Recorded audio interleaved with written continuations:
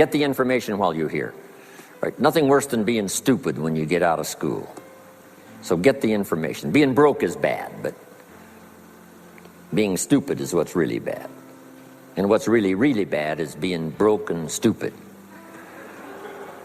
Nothing much worse than that, unless you're sick. Right? Sick, broke, and stupid. That's about as far as you can fall unless you're ugly, right? But surely that would be the ultimate, right? The ultimate negative life. Ugly, sick, broke, and stupid. So learn all you can. We're affected by what we know, so get the information. Don't be lazy in learning. Don't be lazy in going through the books, building your library, coming to classes like this consistently. Some of them will be so dramatic, your life will never be the same. Now let me give you a little simple formula for goal setting. Okay? We take 2.5 hours on the weekend for the whole 10-year plan. We don't have time for that tonight. But let me get you started with a little simple formula Mr. Schoaf gave me.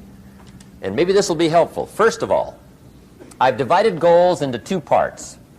First is long range. Long range goals. That's your dreams. Your dreams for the next 3, 5, 10, 20, 30, 40 years. Actually, the rest of your life. Your dreams. You've got to keep dreaming. Ronald Reagan, president, said to the joint session of Congress a few weeks ago, "The Republic is a dream. And if we don't keep dreaming, we will lose the Republic."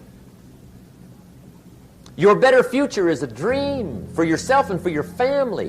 Where do you want to go? What do you want to do? What do you want to be? What do you want to see? You've got to dream dreams. There's a Bible phrase that says, without dreams and visions, people perish. You've got to have something to go for that inspires the heart and the soul. Dreams. From the children of Sanchez, it says, take the crumbs from starving soldiers, they won't die. Take the bread from hungry children, they won't cry. But without dreams, we all will die. You've got to dream.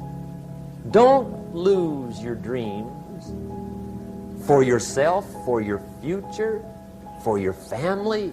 The dreams of love and enterprise and travel and doing things. Becoming something unique on your journey here. Don't lose your dreams. Do some dreaming. That's long-range goals. You've got to have those. So that's number 1. Here's the second part of goals, short range. Short-range goals. That's your goals for tomorrow, this week, this month, this year. The immediate future. We call these confidence builders. Because if you set up something short-range, go for it. Get it. Latch onto it. Work hard. Accomplish it. That starts building your strong feelings to go for your dreams. Now, I've divided goals into 3 categories. Here they are. Number 1 is economic. That's your goals for money, income, business, profits, production. Economics. Make sure you've got your economics well planned. Economics plays a major role in everybody's life. Economics is major, which means it ought to be meticulously well planned for tomorrow, this week, this month, this year, long range. What if you asked somebody tomorrow if you could see their meticulously well-planned list of economic goals? What would they probably say? They'd say, you some kind of a nut? You must be weird. Hey, I found out what success is. Success is doing what the failures won't do. Make sure you've got your economics well planned. It'll put you in the top 5%. One of the key little subjects we talk about on the weekend is the 7 fundamentals for wealth and happiness. And that's one of them, well-planned economics. It's a fundamental if you want to do well. Join the top 5%. Anybody in this room can join the top 5%, if you will. Okay. Now here's the second category of goals, things. Make a list of the things you want. And on my list of things, now I put everything. Little things as well as major things. Doesn't matter how small it is, it goes on my list. I used to just put major things, cars, homes. I don't do that anymore. I now load my list with everything. Everything. And the reason is, part of the fun of having a list is checking it off. That's it. Boy, at the end of the day, if you can go, got it, got it, got it, got it, got it, got it, whatever it is, right? You get into the habit. So load up your list, the things you want. Now, when you check off something major, celebrate. That's an important point to make. Celebrate your achievements. Live it up. Have a party when you reach something you've worked for a while. See, we all grow from two experiences. One is called the pain of losing. The other one is called the joy of winning. We need both of them. Amplify them as much as you can, which also means make losing painful. If you set up something, fooled around, didn't get it, put it on yourself. On the other side, if you did get it, congratulate yourself. Self-congratulations is a sign of maturity. Seeking congratulations is a sign of immaturity. But hey, winning and losing, see, that's what it's all about. That's the name of the game. Now, some people lead such mediocre lives, at the end of the day, they don't know whether they're winning or losing. They got no clue. Guy's just going through the day with his fingers crossed. There's a better way. Okay, here's the third category of goals, personal development. Put those goals together. Personal development goals. That's your goals to be stronger, more decisive, be a speaker, be a leader, learn a language, all kinds of skills. Okay? The whole weekend seminar was designed to improve all your skills so that you walk away more skillful. And that's what you want, the personal development skills. That's what attracts, that's what brings good things to your life, the person you become more skillful. Now, this is quite a package to work on. Economics, things, personal development. For tomorrow, this week, this month, this year, long range. Okay? That'll get you started. Now, here's the simple formula for setting goals. It goes like this. A, work on your goals. That's step one. Work on them. And I put the word work there deliberately. Setting goals is plain hard work. I don't want to kid you. We haven't come here tonight to kid each other. It's work. I know it's work. That's why a lot of people just let it slide. It's work. Many people work hard on their job, but they don't work hard on their future. They just let that slide. And the work involved is making plans. I know most people don't. I understand that. But don't let that be you. Guy says, well, yeah, you work where I work, but the time you struggle home, it's late. You've got to eat a bite of supper, watch a little TV, get to bed. You can't sit up half the night. Plan, plan, plan. And the guys behind. Good worker, hard worker, sincere. But you've got to be better than sincere, working hard. You've got to be better than a good worker. You've got to be a good planner.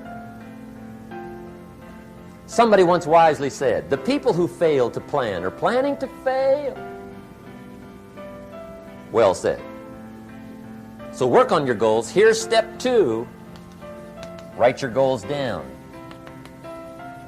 That's so important. I teach my staff around the world, put your goals in your journal. Because one of the major people you want to study is yourself. Say, here's the list of goals I put together 3 weeks ago. Here's the list of goals I put together 2 years ago.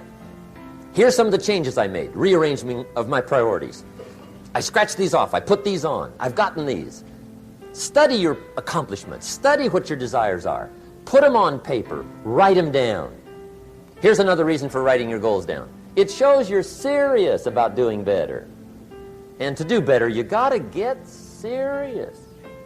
You don't have to be grim, but you must be serious. Everybody hopes things will get better. Everybody hopes. Poor people hope. That ought to tell you something. It means the future does not get better by hope. It gets better by plan.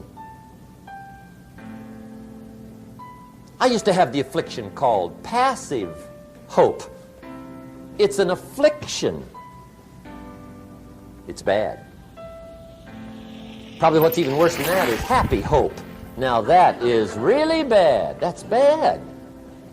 Happy hope. The guy's 50 and he's broke and he's still smiling. See, that's not good. So get serious about your goals. Put them on paper. Write them down. There's all kinds. His goals, her goals, their goals. Business goals, financial independence goals, family goals. I mean, there's so many things to work on this that if you don't get busy and work on it, sure enough, the time will pass. And sure enough, 5 years from now, you'll wind up where you don't want to be, wearing what you don't want to wear, driving what you don't want to drive, being what you don't want to be. Now's the time to fix it. Now, here's the third step to your goals. Check the size of your goals and the kinds of goals. How big they are, what kind they are, affects you. And here's one of the important phrases of the evening. Your goals are affecting you, whatever they are. Your goals affect your handshake. Your goals affect your attitude, personality. Your goals affect the way you walk, the way you talk, the way you dress. All day long, we're being affected by our goals. Now, some people have goals, but they have such lousy goals. The effect is bad. I asked a guy one time, what are your goals for this month? The guy said, look, if I could just scrape up enough money to pay these lousy bills. That was his goal. I'm not saying it isn't a goal. It's a goal, but it's such a lousy goal, the effect is bad. You don't jump out of bed on Monday morning and say, oh boy, another chance to go out and scrape up the money to pay my lousy bills. See, you don't do that. Usually you say, oh, not another Monday.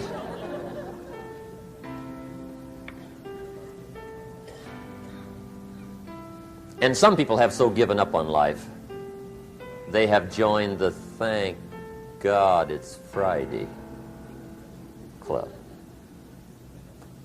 How sad. Surely those are the same people, when life is over for them, will say, thank